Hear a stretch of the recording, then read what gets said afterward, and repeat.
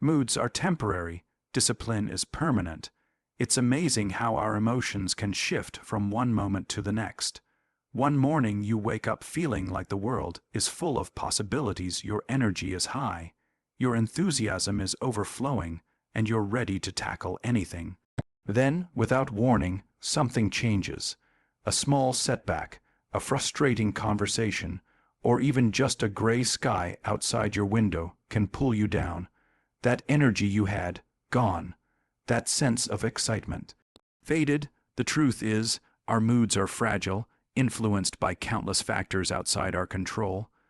They rise and fall like waves, and no matter how strong or positive you feel today, that feeling will eventually pass. This is why relying on moods to carry you toward your goals is a dangerous gamble. If you only act when you feel like it, you'll never be consistent enough to build anything substantial. Discipline is what bridges the gap between good intentions and real results. Discipline is the ability to follow through on what needs to be done regardless of how you feel in the moment. When discipline is in place, your actions aren't dictated by the highs and lows of your emotional state. Instead, they're guided by a commitment to the habits and systems you've set for yourself. Moods are like weather patterns, sunny one day, stormy the next. But discipline is like the foundation of a building, solid, unchanging, dependable. It doesn't matter whether it's raining, snowing, or the wind is howling, the foundation holds. Think of a professional athlete. They don't train only on days when they feel energized and inspired. They train when it's cold, when it's hot, when their body is sore, and when they'd rather be somewhere else. Why? Because they know the game is not won on enthusiasm alone. It's won on preparation. They understand that their mood on a given day is irrelevant to the long-term goal. If they waited for perfect conditions, they'd be unprepared when competition day arrived. In business, it's the same. A successful entrepreneur doesn't make decisions or take action only when the mood strikes. They follow through on their plan even on days when they're tired, stressed, or facing uncertainty. They make the call, they send the email, they finish the project. They do it not because they're in the mood, but because it's part of the process they've committed to. That's the difference between someone who achieves consistently and someone who achieves occasionally. Without discipline, moods dictate effort. On a good day, you give 100%. On a bad day, you give 20% or nothing at all. Over time, those inconsistent efforts compound into inconsistent results. And if your results are inconsistent, your progress stalls. It's like planting seeds one day and forgetting to water them for a week because you didn't feel like it. The crop never grows because the care wasn't steady. With discipline, the rules change. You show up every day with the same level of commitment, even if your energy fluctuates. Your work becomes less dependent on your current emotional climate and more tied to the standards you've set for yourself. You don't ask, "Do I feel like it?" You ask, "What needs to be done?" And then you do it. That shift from mood-driven to discipline-driven is what separates the people who occasionally succeed from the people who succeed over and over again. Moods also have a tendency to trick us. When you're in a good mood, you feel unstoppable, and you might think you'll always feel that way. You might even make big promises to yourself about what you'll accomplish. But when that mood fades, the enthusiasm you relied on disappears too, and the promises become harder to keep. This is why discipline is so crucial. Discipline acts as the anchor that keeps you steady when emotions are pulling you in different directions. It keeps your promises alive when your mood would otherwise let them die. Another problem with depending on moods is that they're reactive. They often respond to external events rather than internal choice. If someone compliments you, your mood improves. If someone criticizes you, it drops. If you get good news, you're inspired. If you get bad news, you're discouraged. Living this way means you're constantly at the mercy of circumstances you can't control. But discipline is proactive. It's not about reacting to conditions. It's about creating and following a plan regardless of them. Discipline is built through repetition. It's the result of doing the hard thing over and over until it becomes second nature. At first, it's uncomfortable. You'll want to quit. You'll tell yourself, just this once, I'll take it easy. But the more you push through those moments, the stronger your discipline becomes. Eventually, you stop relying on your mood to decide your actions. You act because it's part of who you are. And when that happens, your results become predictable, reliable, and sustainable. It's also important to understand that discipline doesn't eliminate emotions, it simply puts them in the right place. You can still enjoy the boost of a good mood, but you're no longer dependent on it to get things done. You can still feel the weight of a bad mood, but it won't stop you from moving forward. Discipline creates a kind of emotional independence. You stop being pushed and pulled by how you feel, and you start moving according to what matters most. In the long run, moods have no loyalty to your goals. They don't care if you finish your book, start your business, get in shape, or improve your skills. They'll come and go as they please, sometimes helping you, sometimes holding you back. Discipline, on the other hand, is loyal. It will show up with you every day if you choose to cultivate it. It will carry you through the days when your mood would have left you stranded. It will keep you consistent long enough to see the rewards of your work. Without discipline, you live in a cycle of peaks and valleys. Some days you're on fire, others you're frozen. But with discipline, the peaks and valleys flatten into a steady climb. Even on days when progress feels small, you're still moving forward. And over months and years, that steady climb turns into extraordinary achievement, not because you were always in the mood, but because you refused to let your mood be the deciding factor in your actions. Success depends on consistency, not motivation. Motivation is a powerful spark. It can light you up in an instant, filling you with ideas, energy, and a vision of what's possible. In that moment, it feels like nothing can stop you.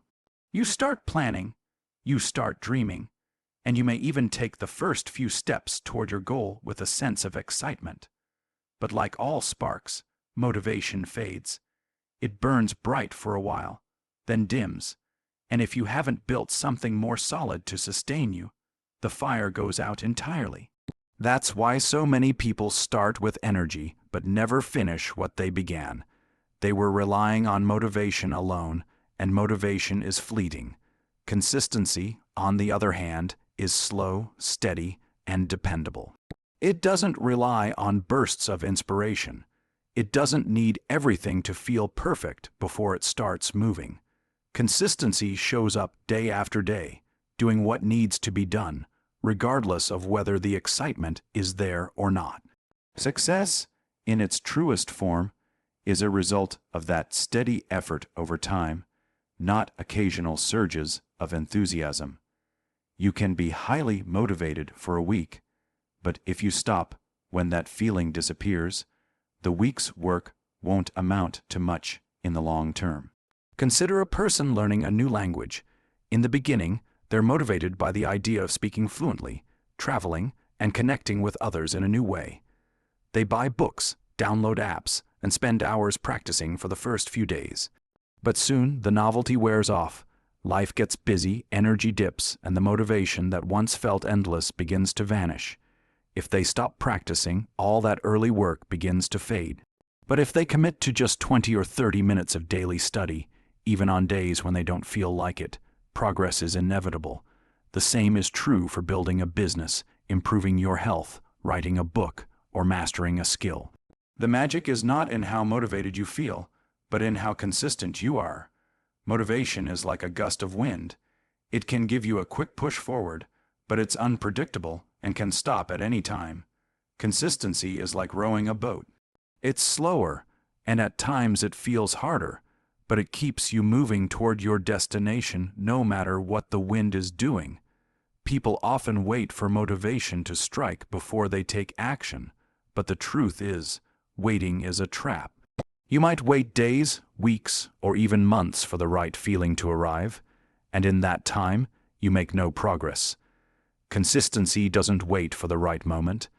It creates the right moment by building momentum through repeated action. One of the most damaging misconceptions about success is the belief that it's about intensity instead of regularity. You see someone have a huge burst of effort, working day and night for a short period, and you assume that's what it takes. But the reality is that burst will fade. The human body and mind can only sustain intense effort for so long. What matters is whether the work continues once the initial excitement is gone. Those who achieve the most aren't necessarily the ones who work the hardest for a few weeks. They're the ones who work steadily for years. Another key difference is that motivation is emotional, while consistency is practical. Motivation depends on feeling inspired, feeling energized, feeling hopeful. But feelings can be unreliable. They're influenced by weather, health, sleep, stress, and countless other factors outside your control. Consistency depends on structure. It's about building a routine, setting a schedule, and following through regardless of how you feel in the moment. The more structure you have, the less you need to rely on emotion to carry you forward. Think about a professional musician. They don't just practice when they are inspired to play. They have a practice schedule and they stick to it, even on days when their fingers are tired or their mind is distracted. Over time, that steady effort compounds, creating skill, mastery, and confidence. If they only practiced when motivated, their progress would be slow, inconsistent, and full of setbacks. The same principle applies to anyone aiming for excellence in any field.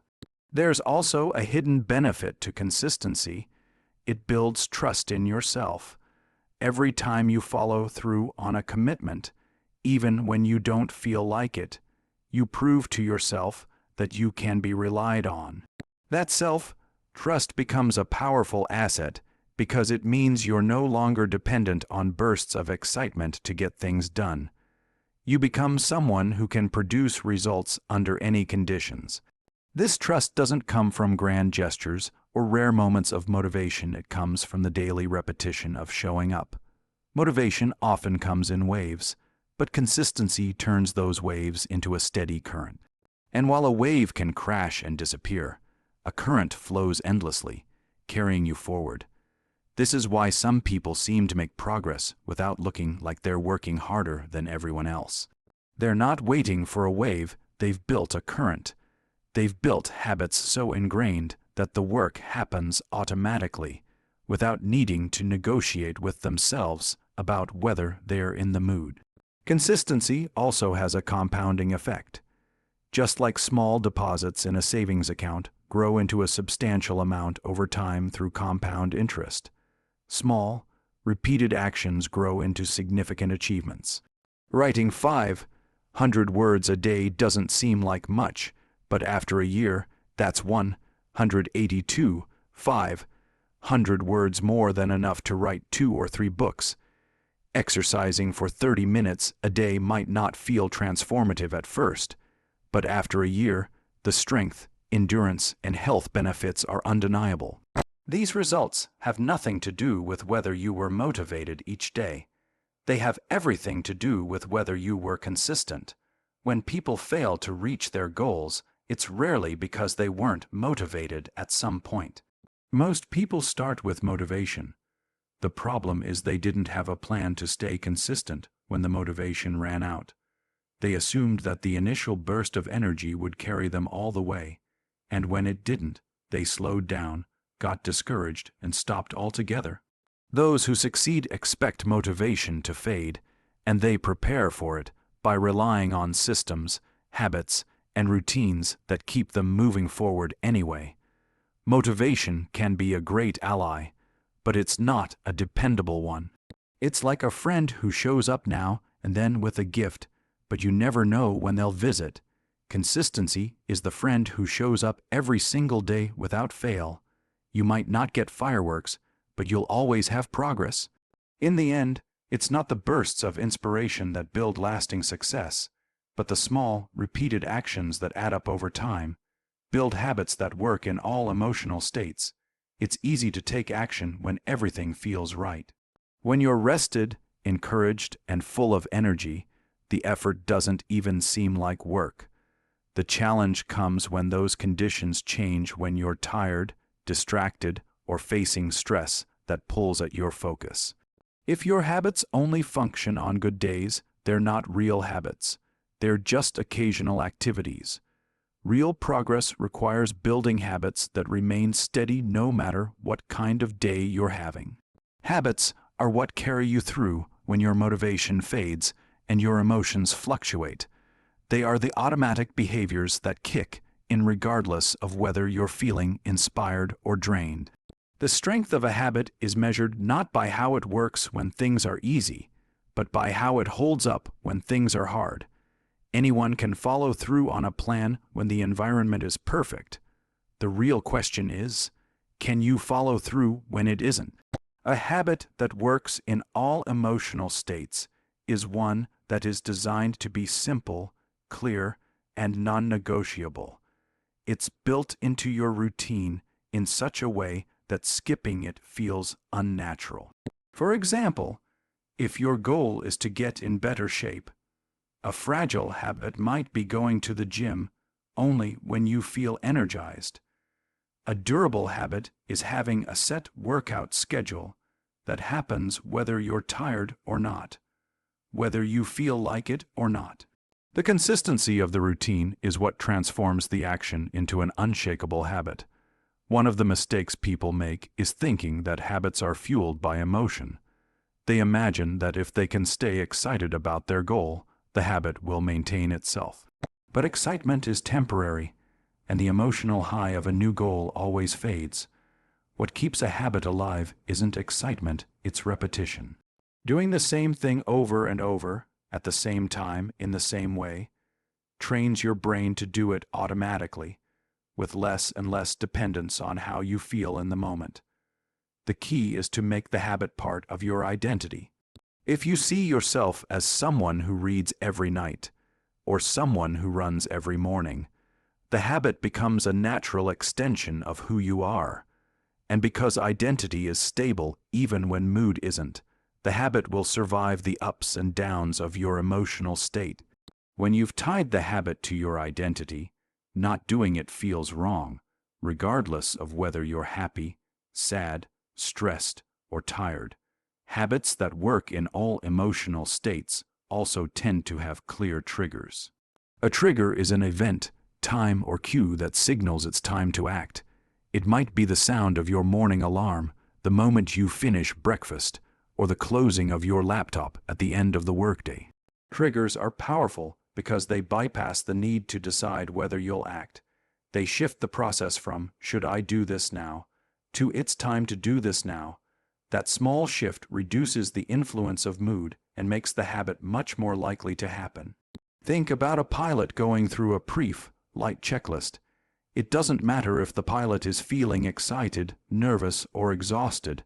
The checklist gets done the same way every time. That's because the habit of completing the checklist has been ingrained so deeply that emotions don't interfere. That's the kind of resilience you want your habits to have, the ability to perform them under any emotional condition, because they've become automatic and unquestioned. To build this kind of habit, you also need to make it small enough to start on your worst day. If your habit requires massive effort every time, you'll find it easy to skip when you're feeling low. But if it's something you can do in just a few minutes, you remove the excuse of "I'm not in the mood." Once you begin, momentum often builds, and you end up doing more than you planned. But the important thing is that you started, even when you didn't feel like it. That start keeps the habit alive. It's also worth noting that emotions often change after you take action. You might start a task feeling tired or stressed, but the act of engaging with the habit can shift your mood entirely. Waiting for your emotions to change before starting is risky. Starting first is what often changes the emotions. That's the power of a habit that works regardless of mood. It gives you a way to act your way into a better feeling instead of waiting to feel your way into action. Habits that work in all emotional states require clarity. If you wake up unsure of exactly what the habit looks like, your emotions will fill the gap with hesitation and doubt. The more specific and clear your habit is, the less room there is for feelings to interfere. Go for a 20-minute walk after lunch is a clear habit. Be more active is vague, and vagueness leaves too much space for emotion to decide whether it happens. It's important to recognize that habits are built in layers.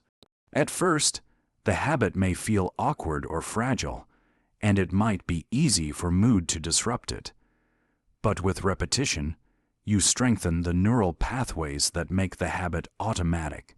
Over time, it becomes something you do without thinking, like brushing your teeth or locking your door before you leave the house. Those habits happen whether you're in a good mood, bad mood, or somewhere in between, and that's the goal with any habit tied to long-term success. Life will always bring emotional highs and lows. There will be days when you feel unstoppable and days when you struggle to get moving. The people who keep moving forward are the ones who have built habits that operate independently of those emotional swings. They've taken the decision-making out of the moment and replaced it with a simple, repeatable process that doesn't require negotiation with their feelings. When that level of resilience is in place, progress is no longer at the mercy of emotion. It becomes the natural outcome of showing up and following through, regardless of how you feel inside. Plans and goals should guide your actions, not feelings. Feelings are powerful, but they are also unpredictable. They shift based on circumstances, environment, and even small details that have nothing to do with your actual priorities. One moment you feel inspired to work, and the next you feel distracted or drained. If your progress is tied to the rise and fall of those feelings, you'll always be inconsistent. This is why it's essential to have plans and goals that serve as your roadmap, so that when your emotions wander, you still know exactly where you're going and what needs to be done to get there. A plan gives structure to your efforts. Without it, you might wake up each day asking, "What should I do today?" That question opens the door for emotions to decide for you. If you're in a great mood, you might tackle something ambitious. If you're in a poor mood, you might avoid the hard work altogether. But when you have a plan in place, the decision is already made. The plan says what to do, when to do it, and often how to do it. Your job is simply to follow through. Goals provide the destination. Without them, you might stay busy without moving forward. It's possible to spend hours working hard on the wrong things because your energy was guided by how you felt rather than by where you wanted to go. A clear goal acts like a compass, keeping your actions aligned with your long-term vision even when your feelings are pulling you in a different direction. Relying on feelings to choose your actions can be dangerous because feelings are reactive. They often respond to things in the moment without considering the bigger picture. You might feel like relaxing today because yesterday was stressful. But if today is the only day you had to complete an important task, giving in to that feeling can set you back weeks. A plan ignores that emotional impulse and reminds you of the commitment you made to yourself. When you operate according to a plan, you shift from being reactive to being proactive. Instead of letting the day dictate what gets done, you dictate what the day will include. You can still adapt when necessary, but the core actions are already locked in. This allows you to make steady progress even through emotional ups and downs. Without that structure, your productivity becomes unpredictable. An unpredictable effort leads to unpredictable results. Think of a ship navigating the ocean. If it followed every change in the wind without a charted course, it could drift endlessly and never reach its intended port. The captain sets a destination and follows the route, adjusting when necessary, but always guided by the end goal. Your goals are the destination, and your plans are the route. Feelings might be the wind, sometimes helping, sometimes resisting, but they should never be the captain of the ship. Another advantage of having a plan is that it makes action easier to start. One of the hardest parts of getting something done is deciding to begin. If you're relying on feelings to push you into motion, you might wait all day for the right mood to arrive. With a plan, the starting point is clear and scheduled. You don't have to debate whether to begin, you simply begin because it's what the plan calls for. That reduction in mental friction is one of the most powerful benefits of planning. Goals also provide motivation in a more stable form than emotions. While emotions change daily, a well-defined goal remains constant until it's achieved. On days when you don't feel like working, remembering the reason behind your goal can give you the push you need. It might not spark excitement, but it will reinforce the importance of following through. This connection between your daily actions and your long-term outcome is what keeps you moving even when feelings are uncooperative. The process of creating a plan also forces clarity. You can't make a real plan without deciding what matters most. When you're clear about your priorities, it's easier to recognize when emotions are trying to lead you away from them. You might feel like spending time on something easy and comfortable, but your plan will remind you that the difficult task is what actually moves you forward. This awareness is a form of self-discipline, the ability to choose the important over the comfortable. Some people resist planning because they want to be flexible and follow their instincts. While flexibility has its place, it should be built on a foundation of structure. Too much flexibility can quickly become aimlessness, where every day is decided by fleeting moods. A solid plan doesn't take away your freedom. It ensures that your freedom is used in service of what you truly want, rather than what you happen to feel in the moment. Plans and goals also help you measure progress accurately. Without them, it's hard to know whether you're actually moving forward or just staying busy. If you let feelings guide you, you might work hard for a day and feel accomplished, but that feeling doesn't guarantee real progress. A plan lets you track concrete milestones so that your sense of accomplishment is based on facts, not just emotions. There's also a psychological benefit to working from a plan. Each time you complete a step in your plan, you reinforce a sense of purpose and capability. This builds momentum, which can even improve your mood naturally. In this way, a plan doesn't just survive changes in emotion, it can actually influence your emotions in a positive way by giving you small, repeated wins. Without a plan, your emotional state becomes the filter for every decision. If you feel tired, you choose rest. If you feel stressed, you choose distraction. If you feel inspired, you choose action. But this approach is unstable because your feelings can change multiple times in a single day. A plan removes that instability by giving you a fixed set of priorities that don't waver just because your emotions do. Even when emotions run high, whether positive or negative, they can distort judgment. Excitement can tempt you to take on too much, while fear can cause you to avoid challenges you need to face. A plan acts as a grounding tool, keeping you aligned with your long-term vision instead of letting momentary emotions steer you into poor decisions. Your feelings can still be valuable. They can inform your creativity, add passion to your work, and alert you to when something isn't right. But they're not meant to be in charge of your direction. They're like signals on a dashboard, providing information, while the plan is the map that tells you where to go and how to get there. When you put plans and goals in the driver's seat, your path becomes far more stable and your progress far more predictable. Work through both good days and bad days. Everyone enjoys the good days. Those days when everything seems to align, when your energy is high, your focus is sharp, and the work feels almost effortless.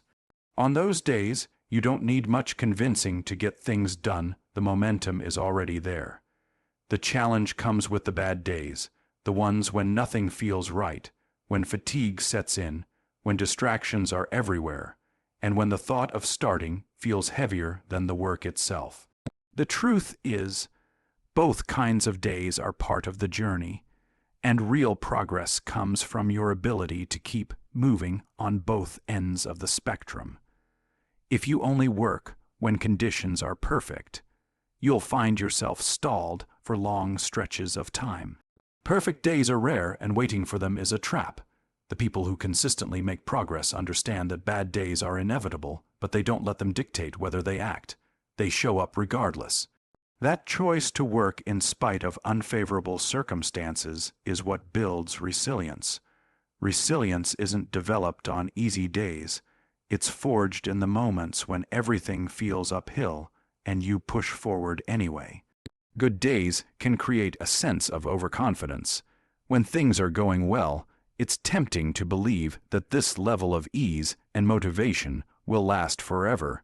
You might take on extra commitments, make bold plans, or assume that tomorrow will feel just as good as today. But when the next day arrives and the energy isn't there, those commitments feel heavier, and without discipline, they get pushed aside. This is why it's important to build the mindset that working on bad days is not optional, it's part of the process. Bad days, on the other hand, have a way of magnifying doubt. When progress feels slow or your energy is low, it's easy to start questioning your abilities, your plans, and even your goals. This is when many people take a break, thinking they'll restart when they feel better. But those breaks often stretch longer than intended, and momentum is lost. The skill to develop is not avoiding bad days, but managing them, adjusting your approach without abandoning the work entirely. Working through both good and bad days requires setting a baseline level of action that you commit to no matter what. On good days, you might exceed that baseline and take advantage of the extra energy. On bad days, you meet the baseline even if it's uncomfortable. This consistency keeps you moving forward at all times, ensuring that the gap between your best days and your worst days is never too wide. It's important to recognize that bad days are not a sign of failure. They're simply part of the natural rhythm of life. Your energy, focus, and mood will always fluctuate. Even the most disciplined and accomplished people experience days when they don't feel like working. What sets them apart is that they've built systems that make showing up automatic.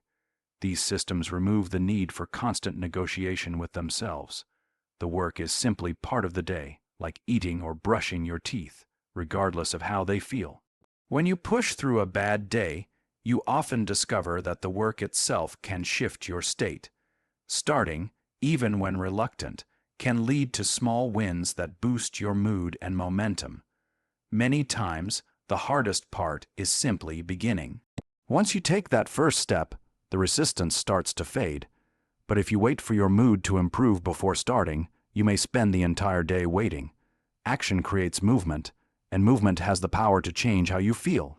Another benefit of working through all kinds of days is the development of trust in yourself. Each time you keep your commitment despite unfavorable conditions, you strengthen your belief that you can handle whatever comes. That self-trust becomes a powerful asset in the long term, because you no longer depend on external conditions to determine your performance. You know that you can deliver even when the circumstances are far from ideal. Good days and bad days also serve as teachers. Good days show you what's possible when you're at your best. They highlight your peak performance and help you understand the conditions that bring out your strengths. Bad days teach you how to manage limitations, adapt your strategies, and still move forward with less ideal resources. Both types of days contribute to growth in different ways, and both are necessary for building the kind of stability that long-term success requires. If you think about the progress of any meaningful goal, it's rarely a straight line. It's a series of advances, plateaus, and occasional setbacks. The key is to keep showing up through all of them. When you show up on a plateau, you maintain the foundation that allows you to climb again. When you show up after a setback, you rebuild momentum. If you only work during the upward swings, you'll spend more time regaining lost ground than moving ahead. Part of working through both good and bad days is learning to adjust without abandoning the goal. On a good day, you might tackle your most challenging tasks, the ones that require deep focus and energy. On a bad day, you might shift to simpler, smaller tasks that still contribute to your progress. This flexibility allows you to stay engaged without overwhelming yourself. The important thing is that you maintain contact with your work every day, keeping the chain unbroken. Over time, this approach builds a kind of quiet strength. You stop seeing bad days as obstacles that halt your progress and start viewing them as opportunities to reinforce your discipline.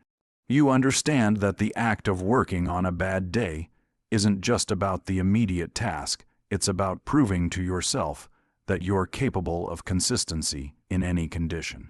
That consistency compounds over months and years, creating results that far exceed what sporadic bursts of effort can achieve.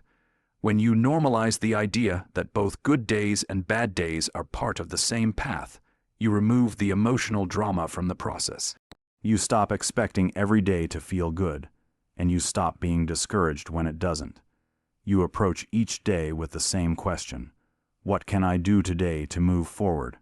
The answer might look different depending on the circumstances, but the act of answering it and following through ensures that progress never stops.